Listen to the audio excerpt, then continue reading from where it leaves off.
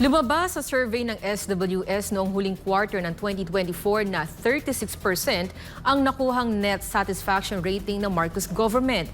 Pero para sa dating opisyal ng palasyo, mas mababa pa umano sa naturang resulta ang nasisiyahan sa kasalukuyang administrasyon ngayong unang buwan ng taon. Narito ang balita ni Carlo de la Peña. Napanatili ng Marcos administration ang nakuha nitong net satisfaction rating noong huling bahagi ng 2024. Sa isinagawang survey ng Social Weather Station o SWS noong Disyembre 12 hanggang 18, nakakuha ito ng 36% net satisfaction rating. Kapareho ito sa naitala ng gobyerno noong ikatlong quarter ng nakaraang taon. Ang net satisfaction rating ay nakabatay naman sa pagtugon ng pamahalaan sa iba't ibang isyong kinakaharap ng mga Pilipino, kabilang ang mataas na presyo ng bilihin at pagbibigay ng trabaho.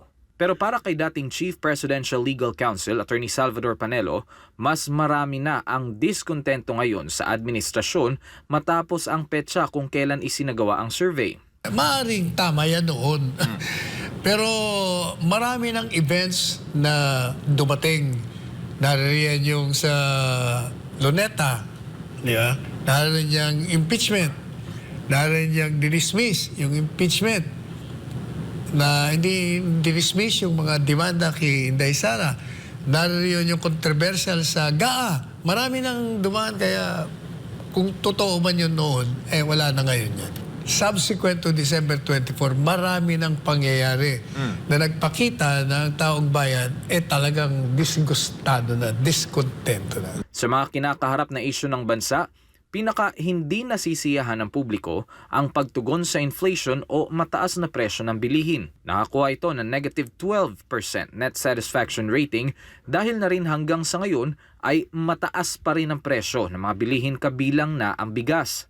Samantala, pagdating naman sa kaliwat ka ng survey, ngayong papalapit na eleksyon sa Mayo, sinabi ng Commission on Elections o COMELEC na kanila muling pag-aaralan ang desisyon dito ng Korte Suprema at kung nasusunod ba ng mga survey firm ang mga itinakdang guidelines. Pero kung si Attorney Panelo ang tatanungin sa naturang issue, matagal ng mind conditioning yan ever since ganyan talaga.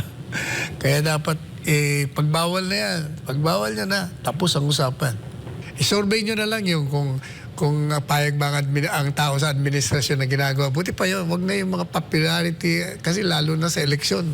Dihado yung mga hindi kilala. Siyempre, malaking advantage yung kilala, may pera.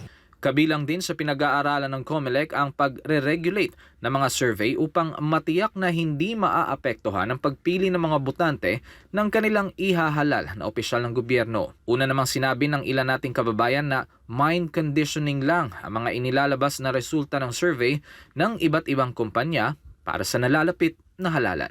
Para sa Diyos at sa Pilipinas kong mahal, Carlo de la Peña, SMNI News.